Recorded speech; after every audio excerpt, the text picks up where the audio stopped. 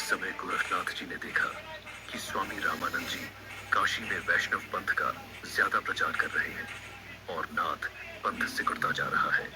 इसीलिए गोरखनाथ स्वामी रामानंद जी के साथ गोष्ठी के लिए काशी शहर में आते हैं। स्वामी रामानंद जी जो काशी शहर के प्रसिद्ध संत थे और वेदों के मर्म ज्यादा माने जाते थे, उन्होंने अपने 1400 आशी शिष्य बना रखे थे और ज्ञान प्रचार के लिए भी उन्हें जगह जगह भेजते थे।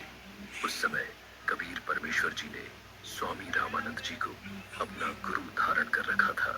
वैसे तो कबीर परमात्मा जी को किसी को भी गुरु बनाने की आवश्यकता नहीं थी, परंतु कबीर परमात्मा इस बात से परिचित थे कि आगे आने वाले समय में लोग यह सवाल उठाएंगे कि कबीर ने भी तो गुरु नहीं बनाया था, इसलिए गुरु बनाने की कोई आवश्यकता नहीं है। इस बात को ध्यान में रखते हुए कबीर प्रभु ने स्वामी रामानंद जी को अपना गुरु बनाने की लीला की। एक दिन स्वामी रामानंद जी के आश्रम में गोरखनाथ जी का एक सेवक उनसे मिलने के लिए गया। उस समय स्वामी रामानंद जी आश्रम में अपने शिष्यों को ज्ञान उपदेश दे रहे थे, तो वहां पर गोरखनाथ जी का सेवक आ जाता है। गोरखनाथ जी के सेवक ने कहा, स्वामी जी, हमारे नाथ जी बहुत पहुंचे हुए सिद्ध पुरुष हैं, वो आपके साथ ज्ञान गोष्ठी करना चाहते हैं, इसलिए मैं आपको अपने गुरु जी के आदेश अनुसार आमंत्रित करने आया हूँ। उन्होंने कहा है कि ज्ञान चर्चा में जो भी विजय होगा वह अपने शिष्यों समेत जीतने वाले का शिष्य बनेगा। यह कहकर गोरखनाथ जी का शिष्य वहां से चला जाता है। गोष्ठी की बात सुनकर स्वामी रामानंद जी बहुत चिंतित हो जाते हैं, क्योंकि वे इस बात से परिचित थे कि यह नाथ परंपरा वाले साधु सिद्ध युक्त होते हैं और इन सिद्धियों को देखकर जनता उनको विजय घोषित कर देगी, जिससे ज्ञान चर्चा का मूल उद्देश्य पूरा नहीं होगा और उस नाथ जी का मुझे शिष्य बनना पड़ेगा।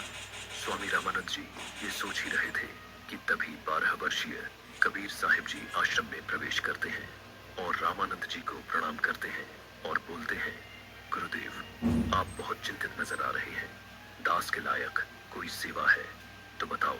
तो स्वामी रामानंद जी के एक सेवक ने कहा, कबीर जी, कोई नाथ जी आए थे और उन्होंने स्वामी जी के साथ गोष्ठी करने को कहा है कि जो गोष्ठी के लिए नहीं आएगा तो वह हारा माना जाएगा, और दूसरी शर्त यह रखी है कि जो हार जाएगा वह जीतने वाले का सह अनुयायी शिष्य बनेगा।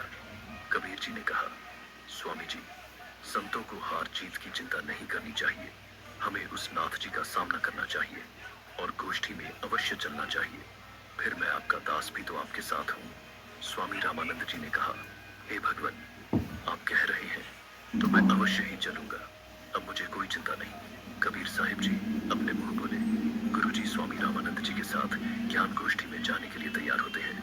वो वैष्णव पंथी वेशभूषा पहन लेते हैं। ईव कबीर जी कुछ अन्य शिष्यों के साथ निश्चित समय और स्थान पर गोरखनाथ जी से गोष्ठी करने पहुंच जाते हैं। गंगा नदी से 500 फुट की दूरी पर गोरखनाथ उच्च आसन पर बैठे दिखाई देते हैं और बगल में 7 फुट ऊंचा त्रिशूल भी जमीन में खड़ा दिखाई देता है और स्वामी जी के लिए भी आसन लगा दिखाई देता है। गोरखनाथ जी ने कहा, आ गए रामानंद जी, तो गोष्ठी शुरू करते हैं। स्वामी जी आसन पर बैठ जाते हैं और एक सुयोग्य शिष्य की तरह कबीर साहिब जी अपने गुरु के आसन के पास जमीन पर बैठ जाते हैं। कबीर साहिब जी कहते हैं, हे नाथ जी, आप पहले मेरे साथ दोस्ती कीजिए, अगर मुझे ज्ञान चर्चा में हरा दिया तो ही मेरे गुरुजी से बात करना। गोरखनाथ जी बोलते हैं, अरे तू है कौन? तू छोटा सा बालक, तेरी आयु क्या है और तू दोस्ती करेगा मेरे साथ? पता है मैं कौन हूँ नाथ जी? मैं तो कबीर हूँ और मुझे मालूम है कि आप कौन हो। आप गोरखनाथ जी हो। कबीर साहिब जी की बात सुनकर गोरखनाथ सोचते हैं कि इस छोटे से बालक ने मुझे पहचान लिया। तू छोटा सा बालक, तू कब से बैरागी बन गया?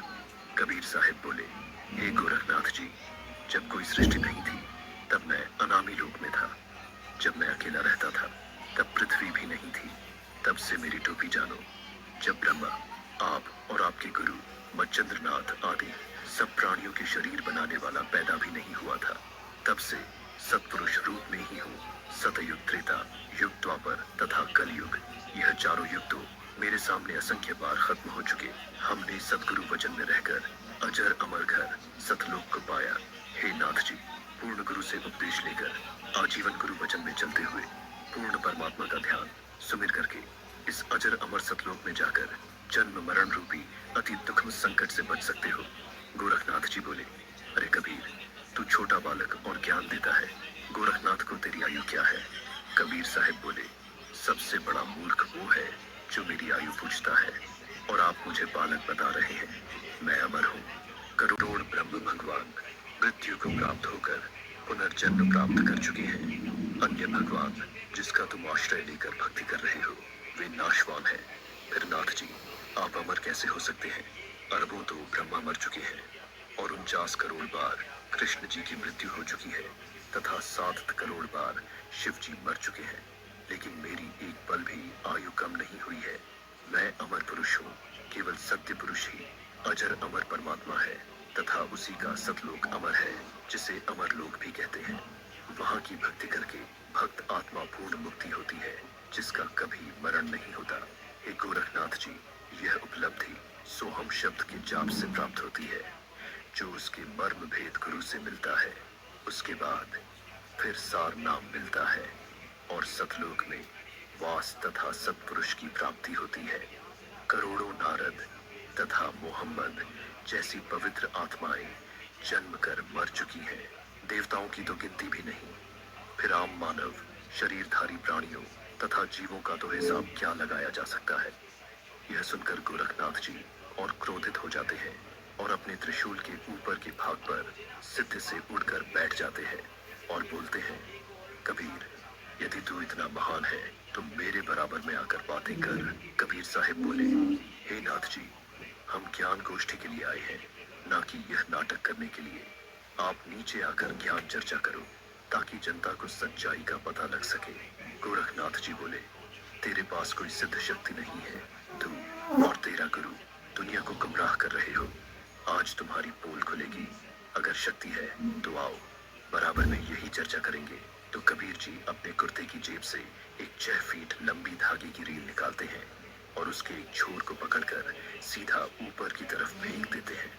धागा सीधा खड़ा हो जाता है और कबीर साहिब जी उस धागे के अंतिम छोर पर जा बैठते हैं और कबीर साहब बोलते हैं, नाथ जी, अब आप आओ, मेरे बराबर में यहाँ बैठकर चर्चा करेंगे। गोरखनाथ जो ही ऊपर की तरफ उठते हैं वैसे ही धड़ाम से नीचे गिर जाते हैं। गोरखनाथ जी बोले, हे कबीर जी, कृपया नीचे आ जाइए और अपने दास पर दया करके अपना परिचय दीजिए। आप कौन शक्ति है और किस लोक से आए हैं? कबीर साहिब बोले, हे गोरखनाथ जी, मैं तो अवगत स्थान सतलोक से आया हूँ। मैं तो स्वयं शक्ति से बालक रूप बनाकर काशी में एक लहर तारा तालाब में कमल के फूल पर प्रकट हुआ, जहाँ से नीरू नीमा नामक जुलाहा दंपति मुझे अपने घर ले आए। मेरे कोई माता पिता नहीं है और जो उस परमात्मा का वास्तविक नाम है वही कबीर नाम मेरा है। आपका ज्योति स्वरूप, जिसे आप अलख निरंजन कहते हो, वह ब्रह्म भी मेरा ही जाप करता है। मैं सतनाम का जाप करने वाले साधक को प्राप्त होता हूँ। गोरखनाथ जी बोले, हे कबीर जी, मुझे आपकी बात पर विश्वास हो गया है, लेकिन मैं आपकी एक परीक्षा लेना चाहता हूँ। मैं दरिया में डुबकी लगाऊंगा। यदि आप मुझे खोज लोगे तो मैं आपका शिष्य बन जाऊंगा। कबीर साहब बोले, ठीक है गोरखनाथ जी, छुप जाओ दरिया में। यह सुनकर गोरखनाथ गंगा नदी की तरफ चल पड़ते हैं और साथ में दर्शक भी पीछे पीछे चल पड़ते हैं। गंगा नदी के पास जाकर गोरखनाथ जी गंगा में छलांग लगाकर मछली का रूप धारण कर लेते हैं। कबीर परमात्मा भी गोरखनाथ जी के बाद गंगा दरिया में डुबकी लगा देते हैं और सैकड़ों मछलियों के बीच गोरखनाथ को पकड़कर तथा उनका असली रूप बनाकर उन्हें किनारे पर ले आते हैं। इस प्रकार गोरखनाथ जी ने कबीर साहिब जी को पूर्ण परमात्मा स्वीकार किया और उनके शिष्य बने तथा कबीर साहिब जी से भक्ति